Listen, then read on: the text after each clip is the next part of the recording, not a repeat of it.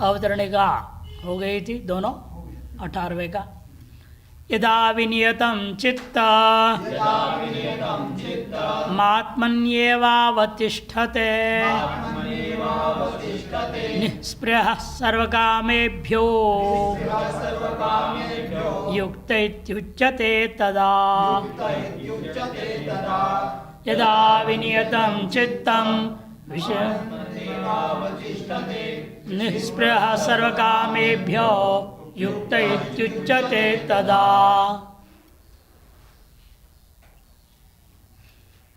यदा विनियतम चित्तम, जब विशेष तौर पर नियमित कर दिया, संयमित कर दिया कि चित्त अपने ही आत्मा में लग जाए, आत्मन्येव अवतिष्ठते नान्येषु विशेषो, वह भी कैसे आत्मा में अवस्थित है, निष्पृह सनकर सर्वकामेभ्यो, सकल कामनाओं के प्रति स्पृहा से रहित हो करके जब आत्मा में ही लग जाए, तथा तब समझो युक्त उच्चते, तब इस योगी को योगारूढ़ हो गया, ऐसा कहा जाता है।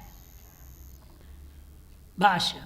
यदा विनियतम चित्तम विशेषेण नियतम संयतम एकाग्रताम आपन्नम, देखो अभी एकाग्रता को ही प्राप्त किया है, निरुद्ध अवस्था को नहीं।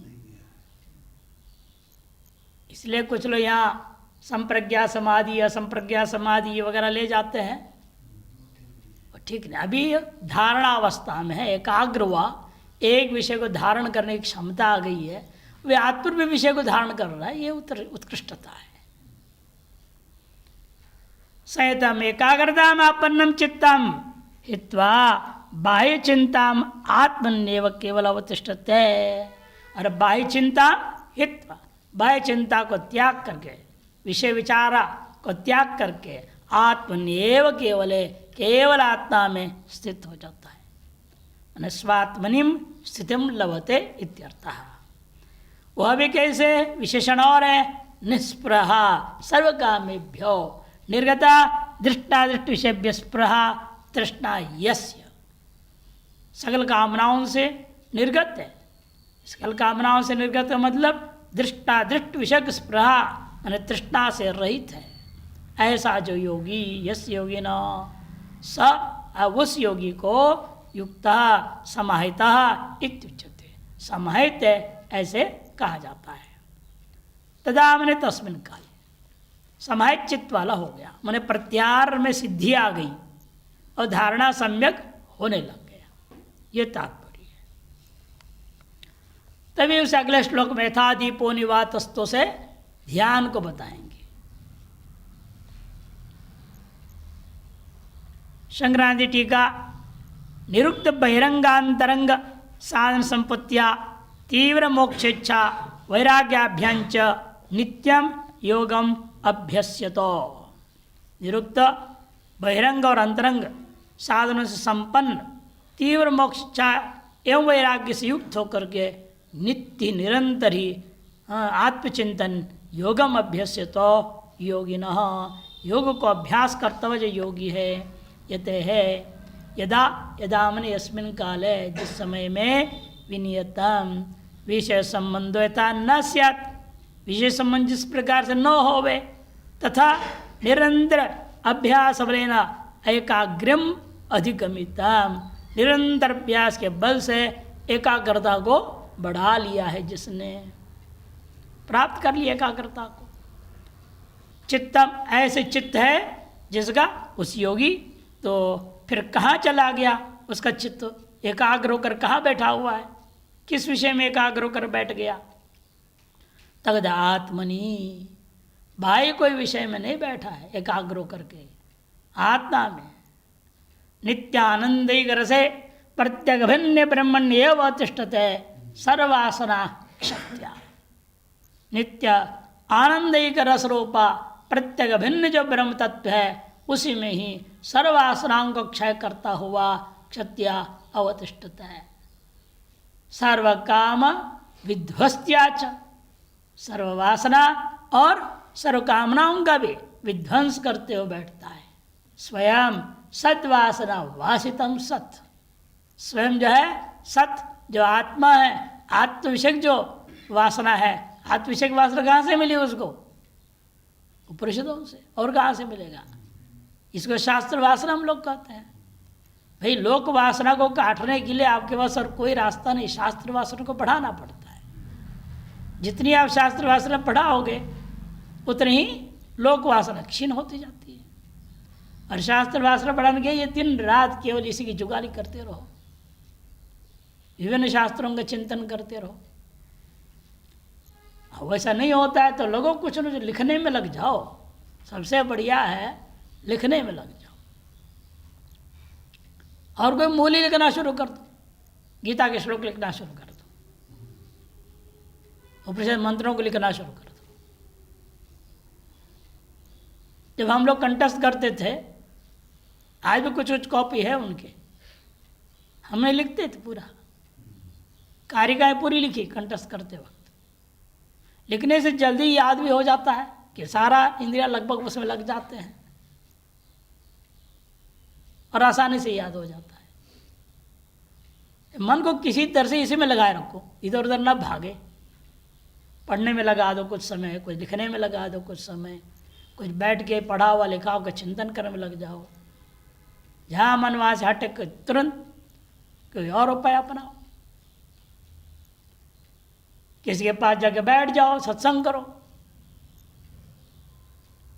जो शास्त्र से चर्चा करने में रुचि रखता है उसके पास जाना।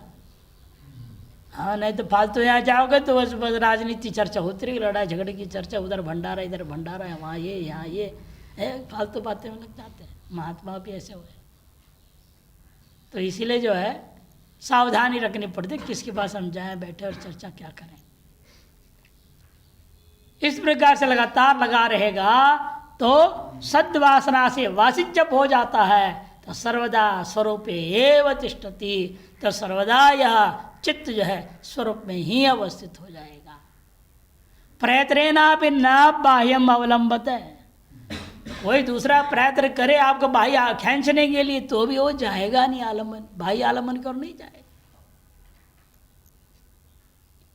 शुरू शुरू में लोग आएंगे बाहर खींच के ले जाने के लिए, अरे हम वहाँ जा रहे, चलो हमारे साथ, यहाँ जा रहे वहाँ चलो, यहाँ प्रोग्राम हो रहा है उधर चलो, उधर बड़ा कार्यक्रम में कहेंगे तो वहाँ बड़ा दक्षिणा मिलने वाला है, बड़ा भंडारा है उनका वार्षिक, वहाँ चलो।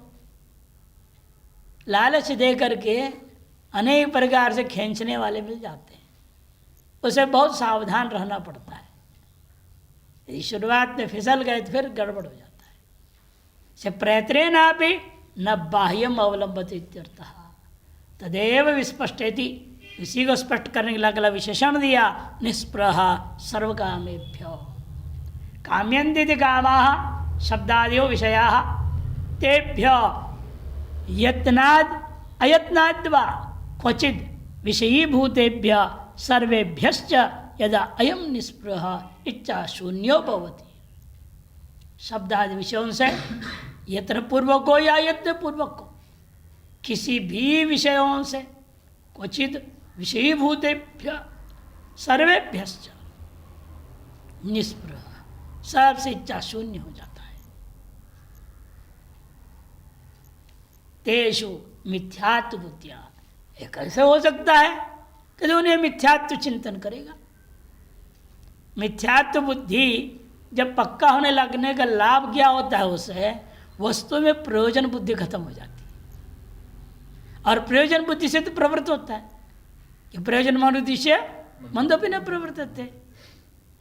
अब प्रयोजन बुद्धि खत्म करने के लिए पहले मिथ्यात्व बुद्धि लाओ। जैसे शुक्ति में चांदी दिखाई दिया और चांदी दिखते ही आपके दिमाग चालू कर हो जाता है, इसको ले जाऊंगा, उसको जो गला उलो करके ठीक करा करके उसमें जो है रुद्राक्ष की माला पिरो लूँगा। प्रयोजन दिखाई देता फटाक से, कुछ न कुछ, या अंगूठी बना लूँगा। अब यदि मिथ्यात्व निश्चय हो जाए तो अब का अंगूठी बनाएगा, क्या माला बनाएगा, वो विचार आएगा ही नहीं। मिथ्यात्व निश्चय होने से प्रयोजन बुद्धि खत्म हो जाता है। जहाँ प्रयोजन बुद्धि खत्म हुई, आपकी प्रवृत्ति अपने आप समाप्त हो गया, प्रवृत्ति हो ही नहीं सकती। लोग सोचते हैं जगत मिथ्या चिंतन के क्या लाभ है। अरे असली लाभ तो यही है जो हर विषय के पीछे आपके दिमाग में कोई न कोई प्रयोजन फंसा पड़ा हुआ है। प्रयोजन दृष्टिया ही हर विषय को आप देखते हो। से मिथ्या दृष्टिया देखने से प्रयोजन दृष्टि खत्म हो जाएगी कि मिथ्या वस्तु से कोई प्रयोजन सिद्ध होने वाला नहीं है, सर्वानुभव सिद्ध है। अतएव जो है वह मिथ्यात्व दृष्टि से जब विषयों को देखने लगता है, प्रयोजनाभावादेव उस विषय की इच्छा समाप्त हो जाती है। इंद्रियाणि मनश्च न प्रवर्तेते, तब इंद्रिय और मन दोनों उस विषय की ओर प्रवृत्त ही नहीं होंगे। जब ऐसा होगा तदा तब युक्तो योगारूढ़ इत्युच्यते, तब उस योगी को युक्त हो गया है, योगारूढ़ हो गया है, ऐसे कहते हैं। कौन कहते हैं ऐसे? पंडितैर इति शेषः। अन्य विद्वद् वृंद वो लोग उसको देख के समझते हैं ये वास्तविक स्थिति में पहुंच गया है। ये टिप्पणी अतः धारणा प्रकारांतरेण उपदिशति यदा इति। धारणा का ही एक तरह से वर्णन है, ये उसी के परिपक्व अवस्था की ओर ले जा रहे हैं। अथवा युक्तस्य लक्षणानि षड्विराह, युक्त के लक्षण यहाँ से आगे 6 श्लोकों में सबका कर 6 श्लोकों में करेंगे, 18 से 23 तक। विनियतम एकाग्रता भूमिम आपन्नम, विनियतम का मतलब एकाग्रता भूमि को प्राप्त हुआ। जब निरत भूमि में पहुंचेगा तब वो असंप्रज्ञा समाधि की ओर बढ़ेगा। पहले संप्रज्ञा समाधि में जाएगा, निरत भूमि में प्रवेश करते ही उसमें भी अभ्यास करेगा तो और आगे जाते वो असंप्रज्ञा समाधि में जाएगा, उसका भी अभ्यास करेगा, अंत मोक्ष तक चला जाएगा। वो बाह्य विषय चिंता रहितम चित्तन, एकाग्रता को प्राप्त का मतलब यही हुआ, बाह्य विषयों का विचार से रहित होता है। यदा भवति तदा, यदा भवति थोड़ा दूरी होना चाहिए, यदा भवति तदा प्रत्येक भिन्न आत्मन्येव अवतिष्ठते, जब ऐसा होता है तब वह प्रत्येक भिन्न आत्मा में ही अपने सारी चित्त वृत्तियों को धारित कर देगा। स्थितिम मन स्थिरताम आत्मविषीणीम धारणाम लभते इत्यर्थ। अवतिष्ठते, अवतिष्ठते का मतलब स्थिति को प्राप्त होता है। स्थिति का मतलब यही है आत्मविषीणी धारणा में स्थिरता को प्राप्त कर देता है। दोष दर्शनेन मिथ्यात्व निश्चयेन वा यदा दृष्टा दृष्ट सर्व विषयेभ्यो अथैव अथवा अहिक आमुष्मिक भोगेभ्यो विगत स्पृहा, दोष दर्शन के द्वारा अथवा मिथ्यात्व निश्चय के द्वारा, निश्चय न होना चाहिए, निश्चय के द्वारा यदा जब दृष्टा दृष्ट विषय को सगल फलों से अथवा ऐहिक और आमुष्मिक भोगों से विगत तृष्णा, विगत स्पृहा वाला है, विगत तृष्णा वाला है, जब तदा युक्त उच्यते, तब पंडित लोग, योगी लोग, अन्य ज्ञानी लोग इसको युक्त करके कहा करते हैं। भाषा अवतरणी का अगले श्लोक के लिए, तस्य योगिना समाहितम यच्चित्तम तस्य उपमा उच्यते है। ऐसे योगी का जब चित्त समाहित हो जाता है, ध्यान की ओर आगे बढ़ता है धारणा से, तब उसका चित्त कैसे होता है उसको उपमा के द्वारा भगवान समझाना चाह रहे हैं। शंकरानंदी योगम आरूह्य तिष्ठतो यते चित्तम कथम तिष्ठति, योगा में आरूढ़ होकर स्थित जो चित्त है, यति का चित्त वो किस प्रकार होता है, ऐसा आकांक्षा होने पर तच्चित्त स्थितिर उपमानम माहा, उस चित्त की स्थिति के लिए एक उपमा प्रमाण प्रदान कर रहे हैं। तद अनुष्ठित योगस्य असंप्रज्ञा समाधित्वम सूचितम, उसके अनुष्ठित योग जो है असंप्रज्ञा समाधि की ओर ले जाएगा, यह बात सूचित करने के लिए कह रहे हैं। या तो शंकरानंदकार तो इसी श्लोक में असंप्रज्ञा समाधि ले रहे हैं, बाकी लोग नहीं, ये ध्यान है अभी, इसे आगे संप्रज्ञात, उससे आगे असंप्रज्ञात। इसे 6 श्लोक है ना, ये 18 से 23 तक। यथा दीपो निवातस्थो नेंगते सोपमा स्मृता योगिनो यत चित्तस्य युञ्जतो योगमात्मनः यथा दीपो निवातस्थो नेंगते सोपमा स्मृता योगिनो यत चित्तस्य युञ्जतो योगमात्मनः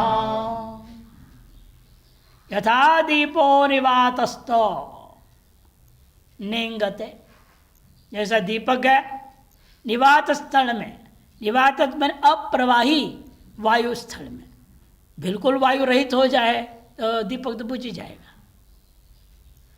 से निवात का तात्पर्य है प्रचलित वायु से रहित, चलता फिर नहीं, बिल्कुल बिल्कुल स्थिर वायु है, वायु है लेकिन स्थिर है, उसमें चल नहीं, चलामान वायु है तो वो हिलना शुरू कर जाएगा, लौ जो है हिलना शुरू करेगा। इसलिए यह निवात का मतलब नितराम वात रहित ऐसा अर्थ नहीं लेना है, नितराम वात रहित नहीं, वात में चलन रहित समझना। वायु है और चलायमान नहीं है, ऐसे वायु के स्थल में यदि आप दीपक को रखते हो, वो दीपक का लौ मानो स्थिर जैसा दिखता है। कई बार व्यक्ति को भ्रम हो जाएगा यह चित्र है कि दीपक है,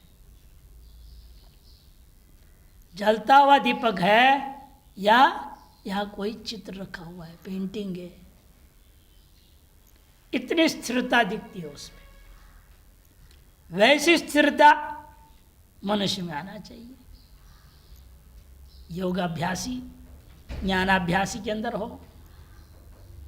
तभी ध्यान हो रहा है माना जाएगा। आप बैठे हो तो ऐसा लगा ना कि मूर्ति लगा हुआ है वहां पर आपका, इतने चल से रहित, कंप से रहित, शरीर के किसी भी भाग में किसी भी प्रकार की क्रिया से रहित स्थिति जैसी हो जानी चाहिए। लेकिन बैठे हुए होश में बैठे हुए, आंख भी खुला हुआ है लेकिन सामने कुछ दिखाई नहीं दे रहा है, उसे कहा जाता है दीपो निवातस्थो निंगते। आप आगे आ रहे हैं जा रहे हैं, उन्हें नहीं दिख रहा है कुछ भी। हम लोग छोटे महाराज जी को ऐसी स्थिति में कई बार देखते थे, आंख खुले बैठे रहते थे कमरे में, हम लोग गए अंदर इधर उधर कर रहे हैं, कुछ भी उन्हें पता ही नहीं। जब तक विशेष कोई आवाज ना हो या हम लोग ओम ना कहें तब तक ऐसे ही। आप जब कुछ गिरा दिए, आवाज कर दिए, तब वो देखेंगे महादेव। वो स्थिति है अत्यंत ध्यान की स्थिति में, संप्रज्ञा समाधि में रहते हुए। योगिनो यथचित्तस्य, निरंतर यत्नशील चित्त वाला जो योगी है वह आत्मनः योगम युञ्जतो अस्ति। संयत अंतःकरण वाला यथचित्त से का अर्थ युञ्जतो मन योग का अनुष्ठान करता हुआ आत्मनः समाधिम अनुतिष्ठते इत्यर्थ। आत्मा के अपने अंतःकरण को ही समाहित कर एकाग्र करके स्थिर होना चाहता है, ध्यान अवस्था ये स्थिति हो जाती है।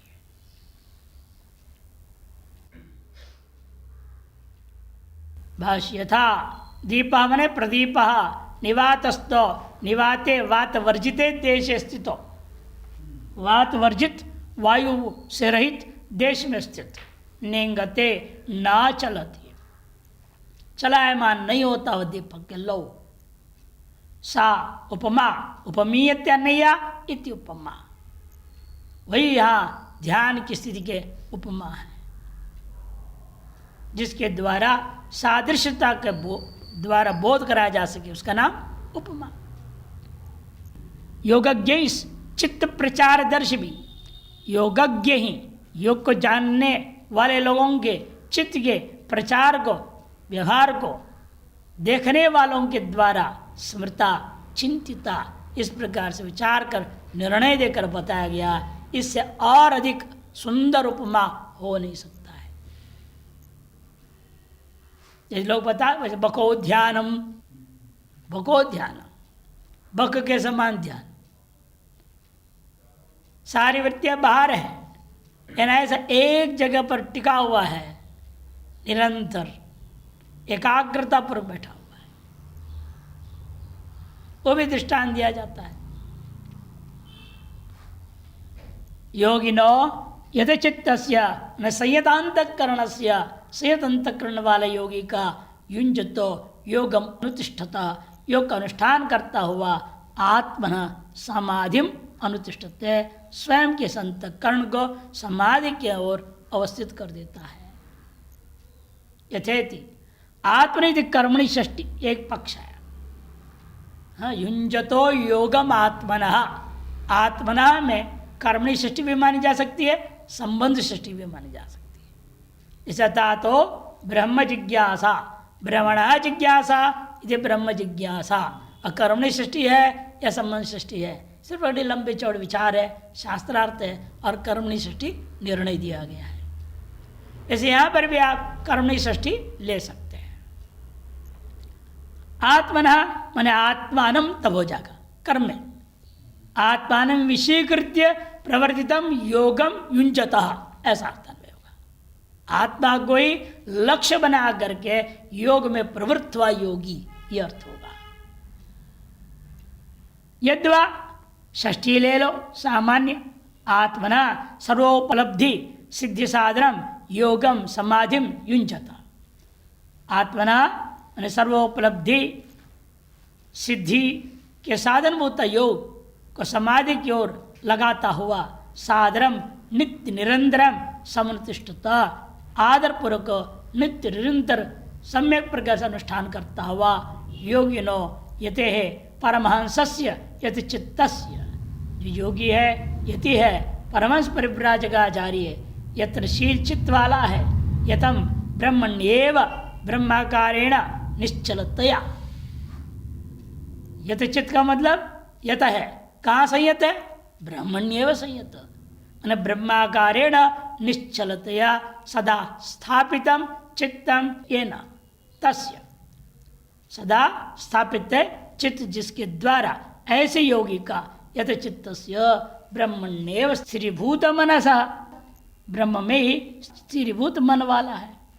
सैव उपमा उपमीयत्यनया इति उपमा, जिसके द्वारा सादृश, सादृश्यता का अर्थ क्या होता है, तद भिन्न सती तदगत भूयोधर्मोत्तम सादृश्यत्म, एक से भिन्न दूसरा है, लेकिन एक के अंदर विद्यमान भूयो धर्म, अधिक से अधिक गुण धर्म अन्य में भी दिखाई देता हो तो इसके सदृश हुआ कहा जाता है।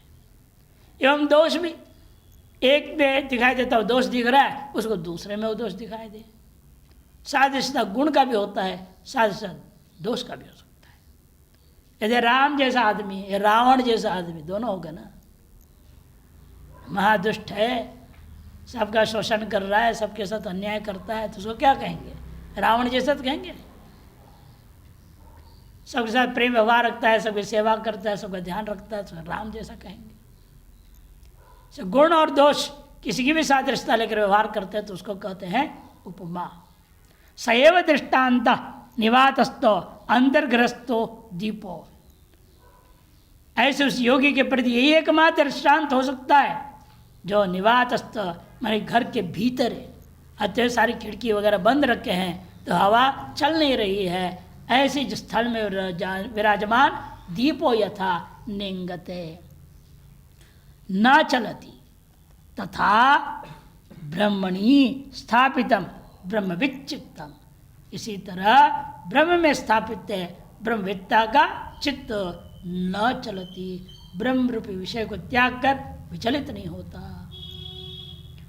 ब्रह्मण्येव ब्रह्मात्मना निश्चलीभूय, ब्रह्म में ही ब्रह्मभाव से निश्चलीभूय, निष्वली हो गया है, निश्चलीभूय तिष्ठति अयमेव असंप्रज्ञात समाधि, इसी को सीधा देखो असंप्रज्ञात समाधि बोल दी। निश्चली भूयो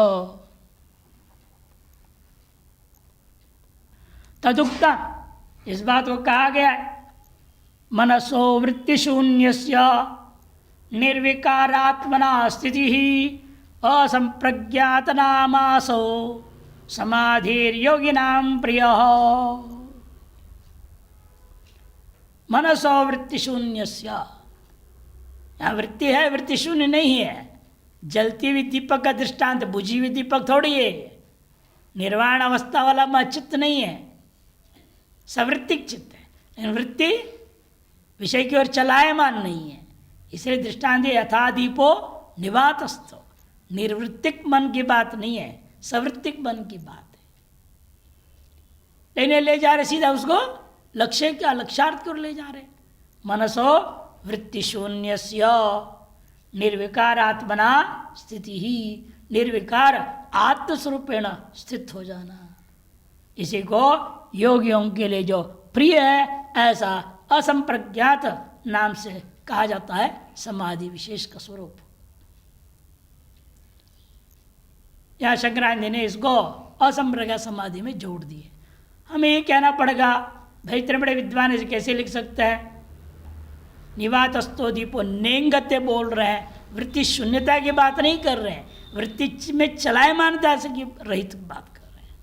दोनों में अंतर है, वृत्ति शून्य हो जाना, वृत्ति निश्चल हो जाना, दोनों बहुत अंतर है।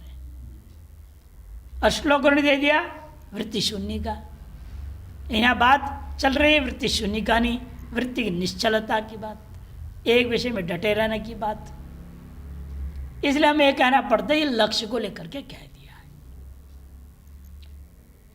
है। इसलिए टिप्पणी में देखिए हम करें, अतः ध्यानम प्रकारांतरण वक्ति यथेति, इसका ध्यान समझो। ध्यान का कथन किया जा रहा है, ध्यान की स्थिति होती है, उसको पूर्व में वर्णित होते हुए भी प्रकारांतर से पुनर्वर्णन कर रहे हैं। अथवा युक्तस्य उपमाम आहा, युक्त के योगारूढ़ पुरुष के लिए उपमा कहा जा रहा है। दीपः, देखो दीपक में क्या चीज है? सत्व रज तम, तीनों गुण है। तीनों गुण से युक्त होकर एक विशिष्ट कार्य कर देता है। कैसे क्या है वो बता रहे, देखिए। सबसे पहले उसमें वर्तिका होती है, बत्ती। बत्ती क्या है? रुई का बनता है, पार्थिव है। वर्तिका क्या है? तामसा पार्थिवश्च, तमगुण का प्रतीक है और पार्थिव है। और तेल आप डालोगे, घी डालोगे, जो भी डालोगे, तैलम घृतम वा राजसो जलियंच, वह राजस है, रजोगुण का स्वरूप है, चलायमान होने से, और वह जल का कार्य है। तीसरा है आपका उसके अंदर एवं ज्वाला, जलती हुई लौ। और लौ में क्या है? सात्विक है वो, क्यों? प्रकाश दे रहा है इसीलिए, और वह तेजस का कार्य है। तो पृथ्वी, जल और तेजस तीनों वस्तु मिल करके एक दिव्य कार्य कर दिया, प्रकाश प्रदान करना।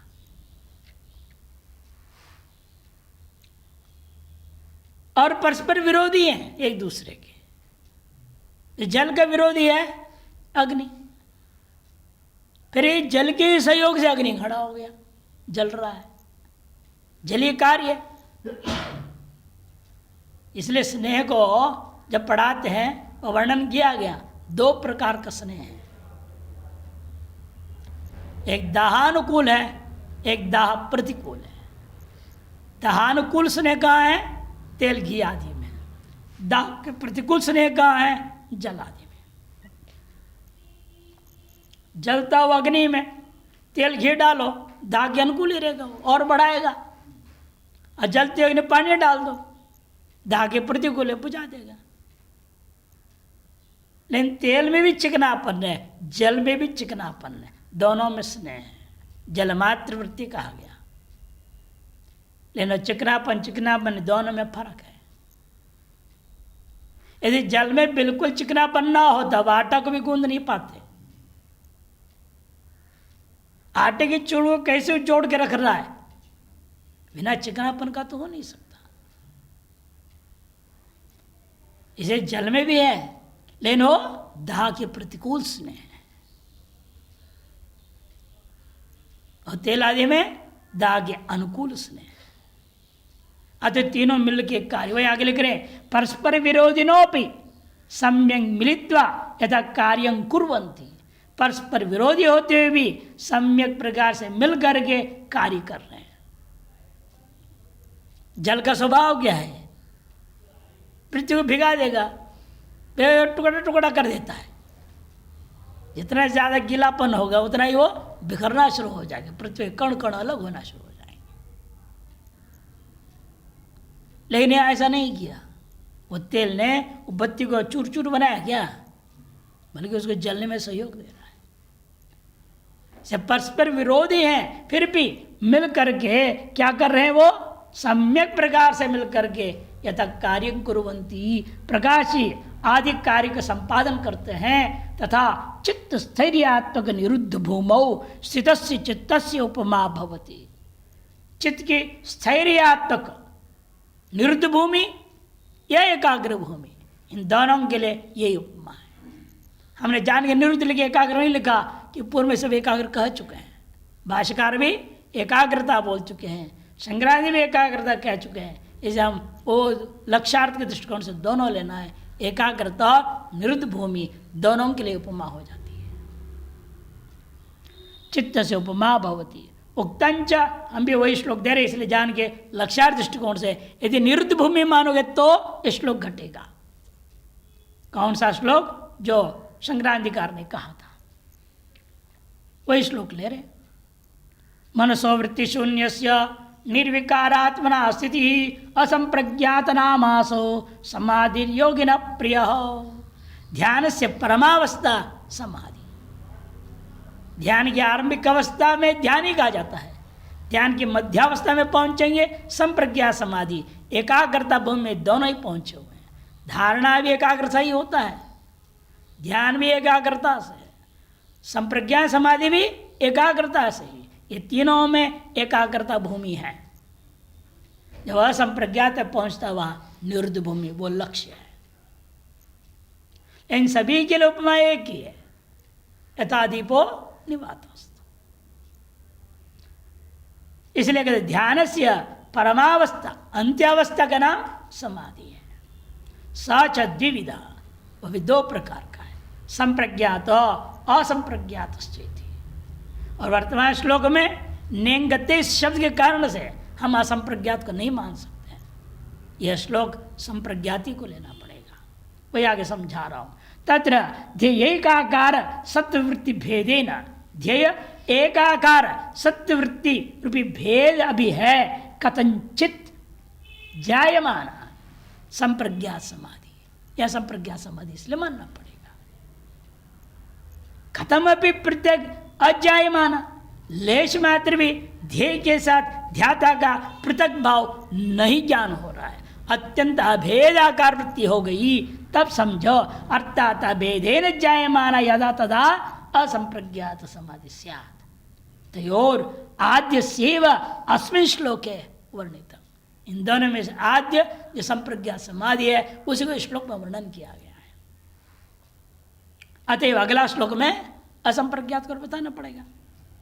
एवं योगाभ्यास बलाद एकाग्रीभूतम, इस प्रकार से योगाभ्यास के बल से एकाग्रीभूत निवात प्रतिपकल्पम सत, निवात प्रतिपकल्प वाला होकर के क्या करता है वो अगले श्लोक में बता रहे हैं। संक्रांति अवतरण का दे रहे हैं, एवं लक्षण संपन्न यश्चित्त परिपाक विशेष। देखो इस प्रकार के लक्षण संपन्न योगी के चित्त कि परिपाक अवस्था, अंतिम अवस्था, जो विशेष स्थिति है, सएव योगो ज्ञातव्य, उसको योग का वास्तविक स्वरूप समझनी चाहिए। इति वक्तुम तल लक्षणानि आहा, इसी को बताने के लिए उसके लक्षणों को वर्णन करने जा रहे हैं। योगस चित्तवृत्ति निरोध, निरुद्ध अवस्था। वह योग शब्द का अर्थ इसलिए ये जो समाधौ धातु है योग का, मैंने समाधि का लक्षण है वो चित्तवृत्ति निरोध। निरुद्ध अवस्थापन्न चित्त की वृत्तियां जो हो तब आप समझो समाधि को प्राप्त हुए।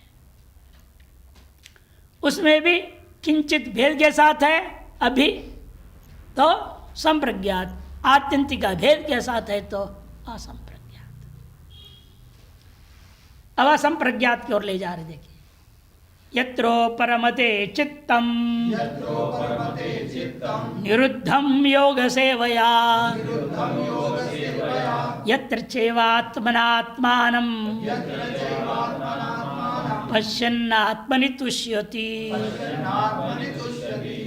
यत्रो परमते चित्तम निरुद्धम योग सेवया यत्र चैवात्मनात्मानं पश्यन्नात्मनि तुष्यति। स्पष्ट या शब्द निरुद्धम प्रयोग कर दिया। अब पूर्व श्लोक में नेंगते, दोनों में फर्क ध्यान रखना है, दोनों महत्वपूर्ण शब्द है। मैंने वह इतनी एकाग्रता है, लेश मात्र चलाए मानता नहीं, लेकिन निरुद्ध नहीं है। वृत्तियां हो रही है, चल रही है, उत्पन्न है लगातार, लेकिन ध्यान में खोया हुआ है। अब यहां कर गए भगवान निरुद्धम प्रयोग कर दिए। यत्र मने यदा चित्तम निरुद्धम सन योग सेवया निरुद्धम सन उपरमत है। जब योग के अभ्यास के पराकाष्ठा में पहुंचने पर चित्त की सारी वृत्तियां निरुद्ध होकर के उपराम को प्राप्त कर जाती। यहां आ गया वृत्ति शून्य, तो उपराम को प्राप्त हो गया।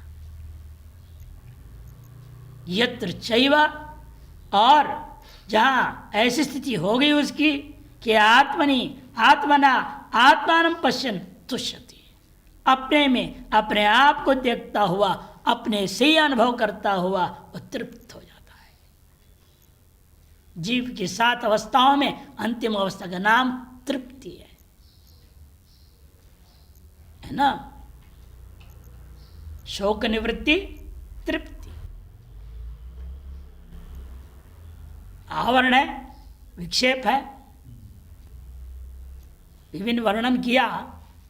पहले आवरण बताया, फिर विक्षेप हुआ, तो जीवाभाव आकर के व्यवहारशील हो गया, फिर परोक्ष ब्रह्म ज्ञान उत्पन्न हुआ, उसका अभ्यास हुआ तो शोक निवृत्ति होगी, पर अंत में तृप्ति प्राप्त हो जाती।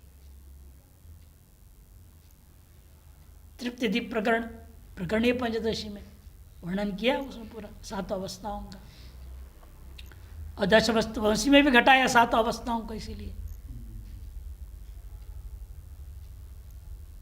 वही यहां पर कह दिया, वो तुष्यति मन तृप्यति इत्यर्थ। यत्र यस्मिन् काले उपरमते इत्यादि भाष्यम